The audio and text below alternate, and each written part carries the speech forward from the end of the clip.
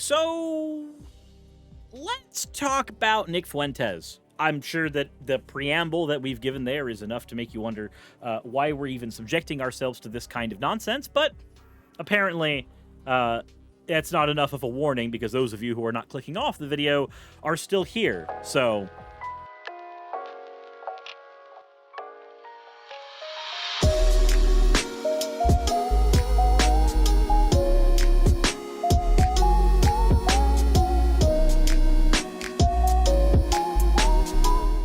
this one is from Dean, said, inspired by a quote from Suris' most recent video. From left to right, Jimmy Snow, Suris the Skeptic, Actual Jake, Hannah Reloaded, Hunter Avalon, and Vosh. I don't even remember. I think it was doing my political journey video where I said that, like, maybe a lot of this was organic because it was part of growing up. Maybe it was part of my political journey. Who knows? But being thrown at a table with everybody here who is infinitely more high profile than me is very strange. But also, I can't think of anybody at this table I haven't worked with either, which is weird.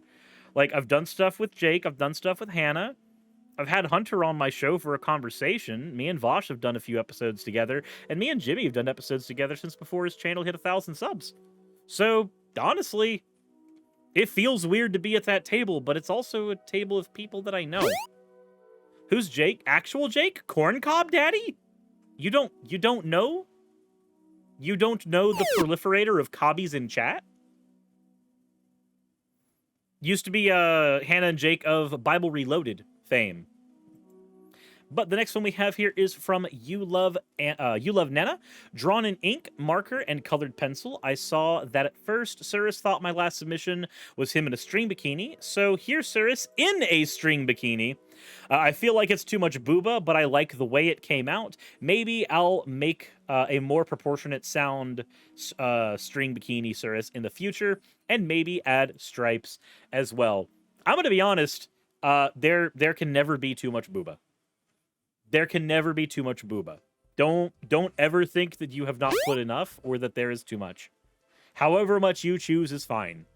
I say that knowing that there are terrible repercussions for that statement probably incoming. The last one we have here is from Index Card Arts, Suris doing laundry. I will never escape every meme of this channel. From fucking Dumpy the Ditto to laundry porn to just about everything. I don't know what is wrong with every single one of you and all of the stuff that y'all have taken from my channel to turn into absolute degeneracy. But, all things considered, I do have to deal with it regardless. As always, thank you all for your fan art submissions. If you want your fan art to be shown in a future video, the best way to do so is to drop it into the fan art section of the Discord. With that said, if you haven't subscribed already, please consider doing so. Hit the like button if you haven't already. The bell notification icon also helps more than you'd like. And honestly, if you want to check out my Patreon, I do behind-the-scenes stuff over there. That's where you get most of my face cam stuff. You get to see more stuff about my pets. Mostly it's just conversations about what's going on behind the scenes IRL. And, you know, hell, maybe I'll even post there every now and again. But it also supports the channel a ton. So thank you very much for those who have gone over there. And if you haven't, maybe check it out. With that said, let's go ahead and take a look here. So Nick Fuentes has said some interesting things about 50% of the United States population, and then, of course, other individuals who have been persecuted in the past. Let's take a look here. Let's take a look here. And if she wins his primary, we need to go here. Also, he's talking about Laura Loomer right now. And if she wins his primary, she says she's speaking at AMREN, she's speaking at AFPAC. We're going to have Congresswoman Loomer speaking at American Renaissance and AFPAC if she pulls out a victory here in this race. It's huge. So what is AFPAC real quick? We should probably get into that. Well, that is the America First PAC. For those who don't know, Nick Fuentes has been running the America First stuff for a while here in the United States. And if you're not familiar with that term, first, PK the Lost, thank you for redeeming your points for an owl. Gregory Term, thank you for the 50 bits cheer. But if you're not familiar with that term, It's one of those dog whistly terms that sounds really perfectly fine when you hear it the first time, because that's kind of what it's supposed to do. The idea is that you hear America first and you go, oh, yeah, no, that's fine. Like, why wouldn't I want America first? I'm an American. I'm proud to be an American. Why wouldn't I want America to do well? America first, yay. But then when you dig into the history of the statement, you find some old Dr. Seuss comics. You find some old conversations and some old links to brown shirts. And then you go, oh, wait a minute, hold on. Wait, why is it America first? Well, the history behind that phrase was it was America first, which is why they didn't want America joining World War II fighting against the Nazis. After all, why would you want to spend American resources protecting people overseas from, a Holocaust that people like Nick Fuentes have gone on record to deny repeatedly?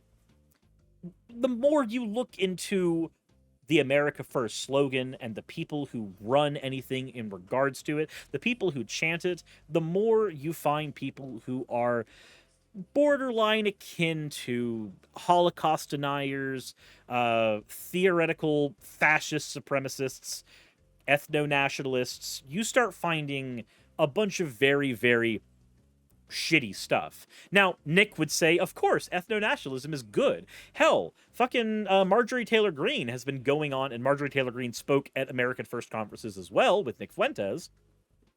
She's been going on the circuit trying to say that Christian nationalism is good, actually.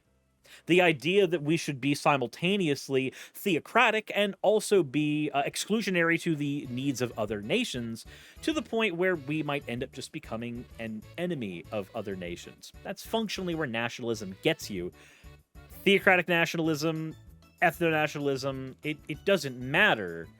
That's where you end up.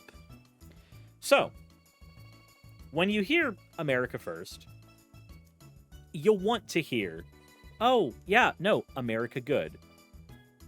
That's the point of the dog whistle. It's supposed to sound completely benign, and then it's not. But let's continue. And it's unbelievable. This would be the first time that, one of our own got into Congress. There's other people that are in Congress. By his own, he means groypers. Obviously, that we support. But this would be, the first time that, one of us, one of the people, I mean to say, got in there in a wave like this. It would be an unprecedented thing.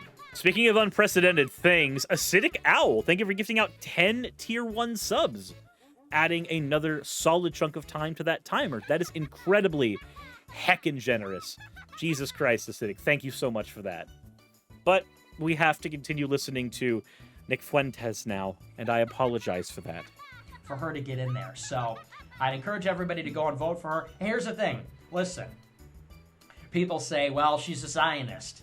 She's a woman. We don't support women in office. We don't support Zionists. A Zionist and a woman. You know what those words are really just doing here? You know what they're doing? I mean, he's not really saying too much with the woman part that we can't just decipher. He doesn't want women in office. He doesn't want women in power. Like, duh. He would turn on a woman in office the absolute nanosecond they seem to be anything outside of his paradigm.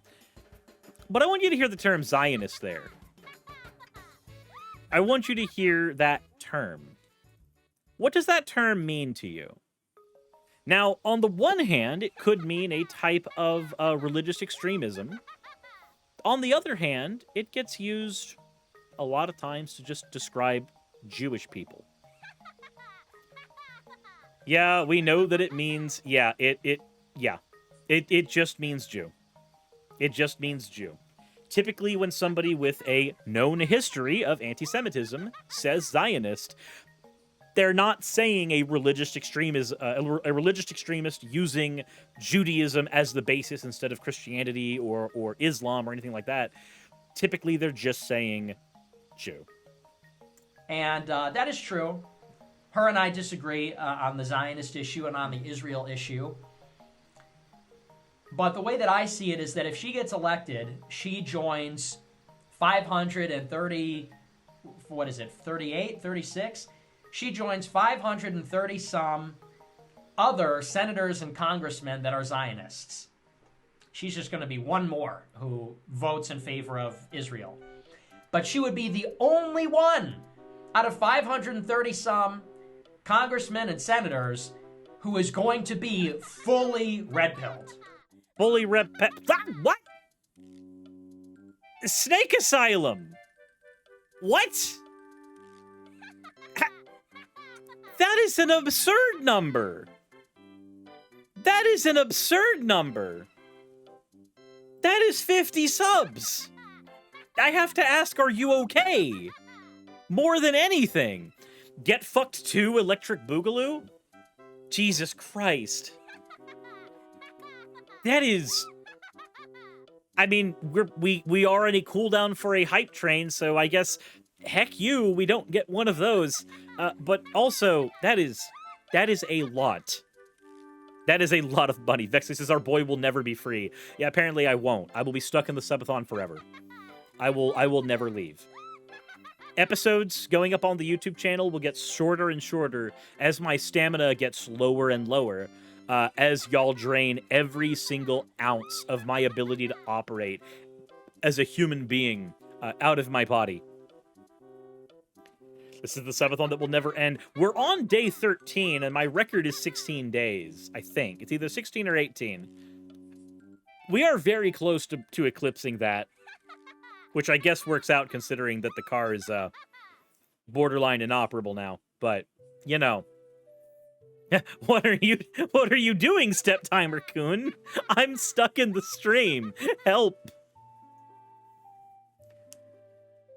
16 to 18 days. Yeah, Vexley, my first subathon was very long. I was here for a very long time. Like, the first subathon started out with a raid from Vosh, and that, like, shot us into the 100 hours of streaming mark. But that's enough talk about the subathon. Snake Asylum, again, that is incredibly generous of you, and thank you. I wish I had better adjectives, better descriptors. I might need to use some of the subathon money to buy myself a thesaurus, just so that I can have, you know, more accurate and better words that aren't the same ones I've been recycling for the last 2 weeks. Or that happens as, well, Chaotic Brook. Why? Why? Thank you for sending in 20 fucking subs. Holy fucking shit. Snake Asylum says, there is a word, it's fine, Snake Asylum. You'll get your word if that's what you need. If that's the word you need for that, fine, I will do it for you. Ooh. Ooh. There, you've got it. You've done it. And then also fucking Queen Dratini? You too? With the 5 gifted subs? Jesus. Why today? Did you all get paid today or something? Acidic Al says, did I start something here? Apparently. Apparently you did. Said, put some enthusiasm into the war words. I can't. Vagary, thank you for redeeming your points for an owl. Gregory Term, Jesus, thank you for the gifted subs as well. That is 5 gifted subs. Money is tight, so only 5. Even 1 is too much sometimes. Fuck. Holy shit. Thank you all so much. Kidderdoodle, thank you very much for the 150 bits, too. Biddies. Itty bitty bitties. Good biddies. Friday is some people's paydays. Fair. Minor based on the day of the month. So, like, I might get paid from Twitch today. I might get paid from Twitch on the 15th. I don't know. I would just have to ask other streamer friends of mine what days they've gotten paid this month. And maybe I'll get paid before or after. Who knows? Who knows? Rest in stream, sirs. Our boy will be streaming until the sun explodes. Heck. Kidderdoodle, don't you dare put anything in the PayPal. You said your limit was already reached. Don't you do it. Okay, come on, Nick. No, don't come on, Nick. That's for cat boys. Let's finish this off here. Nick's talking about how this would be the first time that a proper groiper will actually get in. For those who don't know, groipers are just the red pill right-wing chud fanatics that watch Nick Fuentes. That's all that term is. It's the term he has for his audience.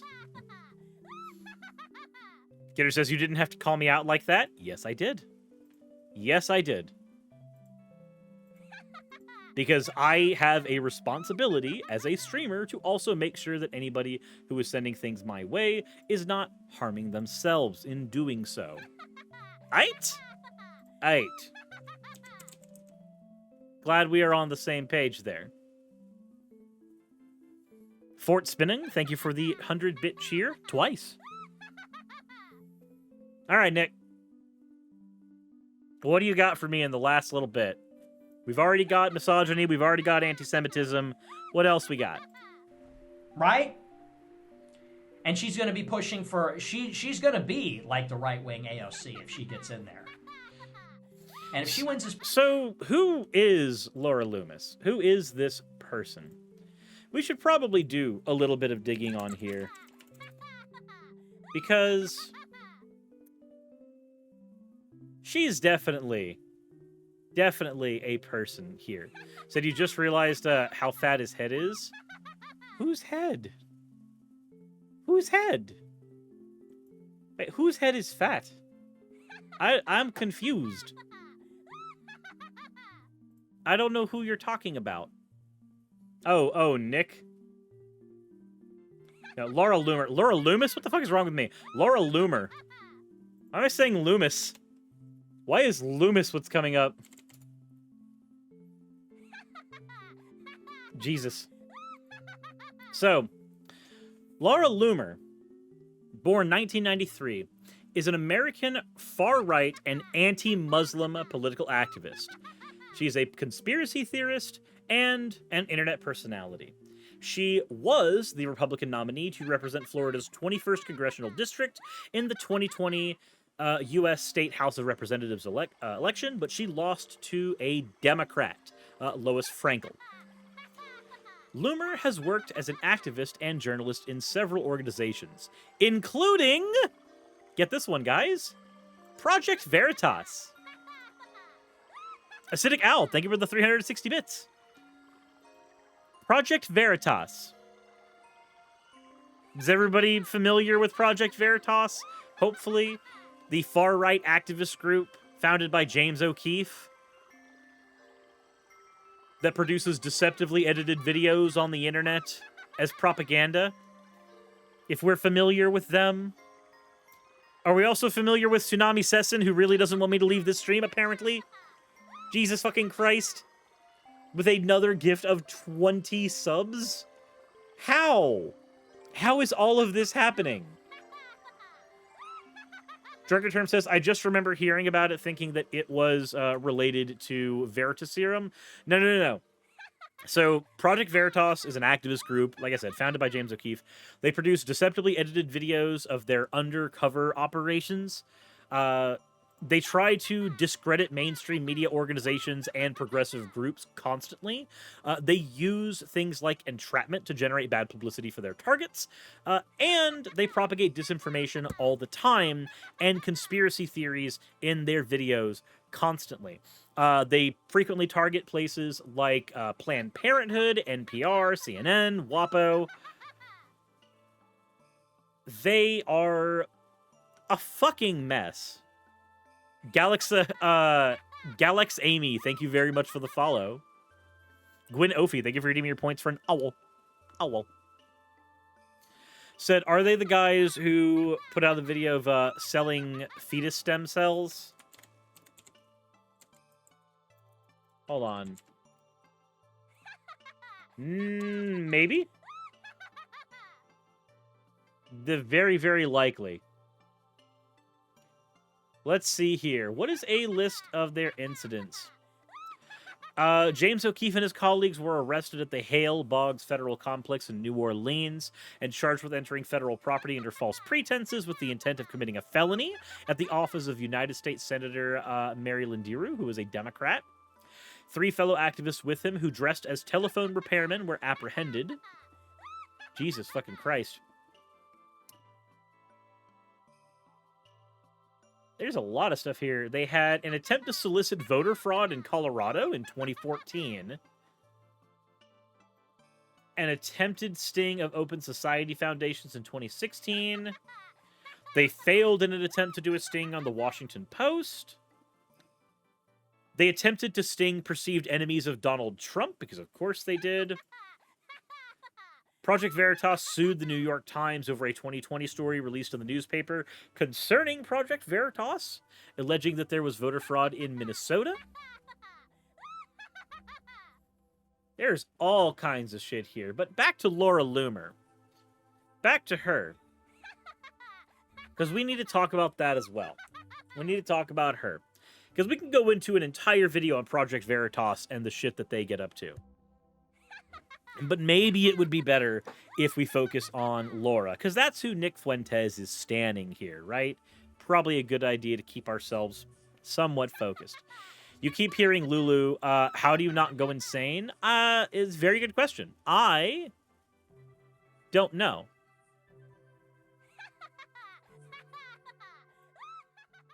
I think I can lower my desktop audio down a little bit, and that will make it a little better. But where else has she worked? Where else has Laura Loomer worked? Well, apparently she's also worked for Rebel Media in 2017, which is another far-right news website. And if we do a quick media bias fact check on Rebel Media, what do we get? Rebel Media, Rebel News. Well, we get a far-right extremist bias with a very mixed rate of factual reporting. They are noted as a questionable source because of conspiracy theories, pseudoscience, propaganda, poor sourcing, failed fact checks, and they have a low credibility rating. Because, of course, they do. Always.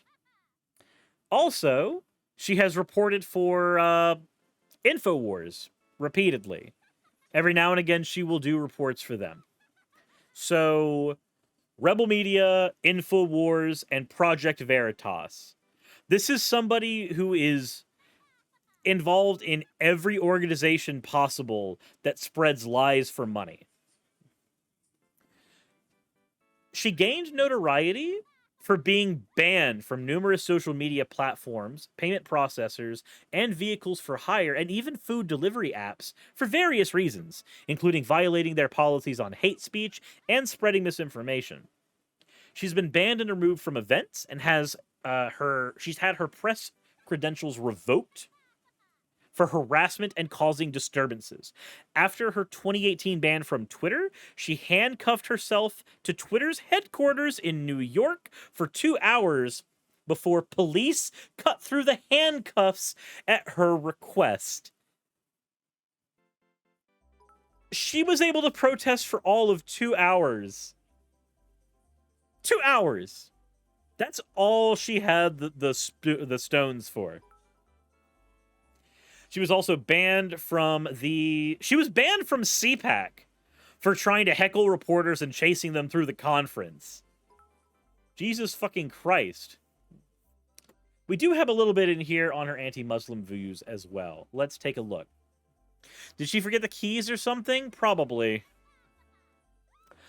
On November 1st, 2017, the day after a terrorist attack in New York City, Loomer tweeted that she was late to a conference because she could not find a non-Muslim cab, Uber, or Lyft driver. After it became known that the suspect in the attack was a former driver for Uber, she called for the creation of a new ride-sharing company that did not employ Muslims. Her day-long tweet storm blamed all Muslims for the activities of radical Islamists such as ISIL. Subsequently, both Uber and Lyft announced that she had violated her guidelines and was banned from using their services. She described herself on Twitter as a proud Islamophobe and called for a complete and permanent ban on all Muslims entering the United States.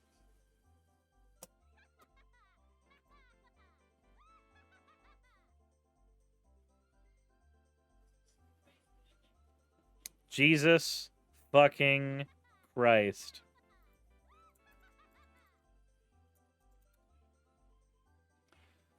In August 2018, she disrupted a congressional campaign for Minnesota Democrat Ilhan Omar.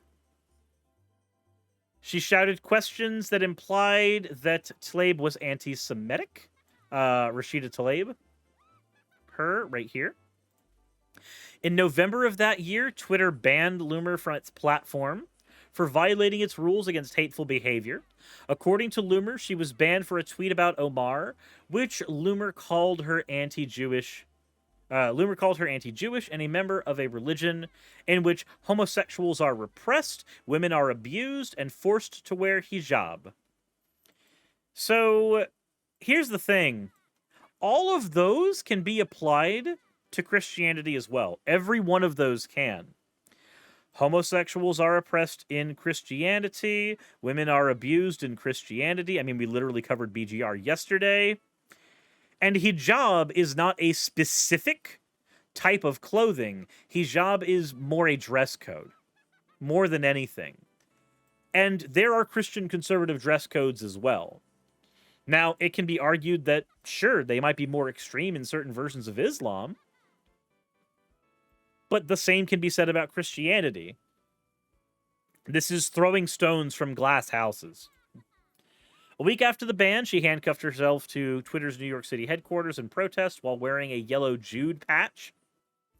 After 2 hours, police removed the handcuffs with a bolt cutter at her request, but she was not arrested. In February 2019, Loomer traveled to Minnesota with Jacob Wall, a far right-wing perpetrator of internet fraud, and Ali Alexander, a far-right activist. The group said they were investigating whether Omar had married her brother so that he could obtain U.S. citizenship, a baseless rumor that circulated in Minnesota politics since 2016. Wall, Loomer, and Alexander were unable to find any immigration irregularities by Omar. A few weeks later, in March 2019, Wall and Loomer were rejected by the 2019 CPAC when they attempted to present evidence from their trip to Minnesota. Loomer had previously accosted Omar with the same unsubstantiated allegations at the August 2018 Omar campaign event, the one attended by Tlaib. In 2019, Loomer uploaded a video to Instagram about Omar, blaming her and all Muslims for the September 11th attacks, and asserting that Muslims should not even be allowed to seek positions of political office in this country. Jesus fucking Christ. Loomer has promoted various conspiracy theories related to mass shootings. She falsely claimed that the school shootings in February 2018 in Parkland, Florida and Santa Fe, Texas were staged, and that the perpetrator of the 2017 Las Vegas shooting was affiliated with ISIS.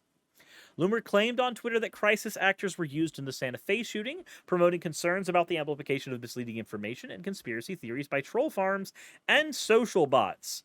Nationalism, stuff on COVID-19. We could keep on going, but we don't have to. We've got a pretty okay idea of the types of stuff this person stands for. These are the types of things that Nick Fuentes sees and salivates over. He desperately wants somebody like this in office because he desperately wants to look at legitimate politicians and think that one day he might have that kind of power too.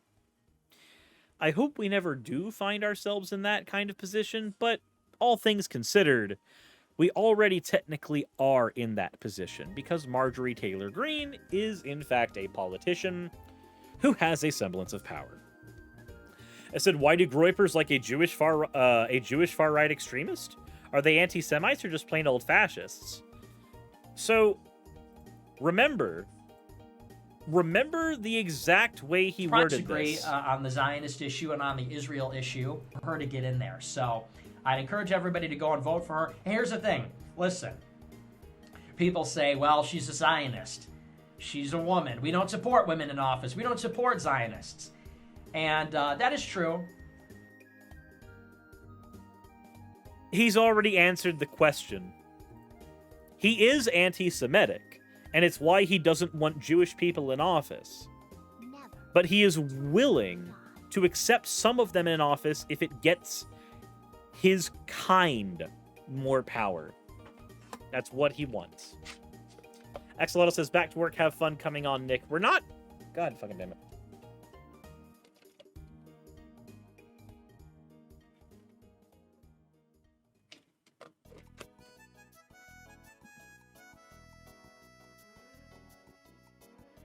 August Daydream, thank you for redeeming your points for an owl. Owl. Is it always a time to stab her in the back later if they take power? Yep. That's the thing. People like Nick Fuentes are perfectly fine tokenizing other people. They're fine using other individuals as props so that their ideas can get pushed forward, normalized in the Overton window, so that it will be more accepted when they push it just a little further to the right and then fuck over all of the people who worked into that. Babylon says, I looked into that myself. They both would have gotten citizenship as dependents under their father.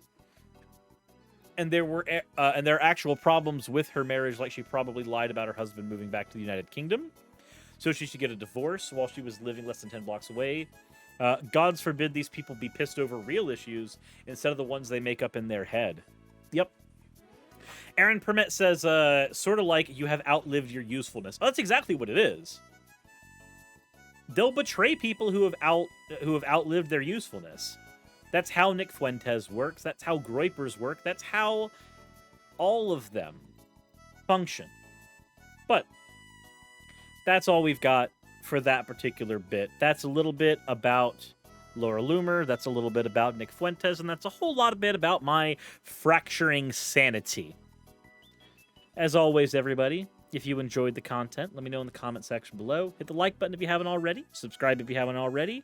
And maybe take some time to check out the Patreon. That would be cool. But let me know what you thought about all of this down there. As always, everyone, insert end of video tagline here.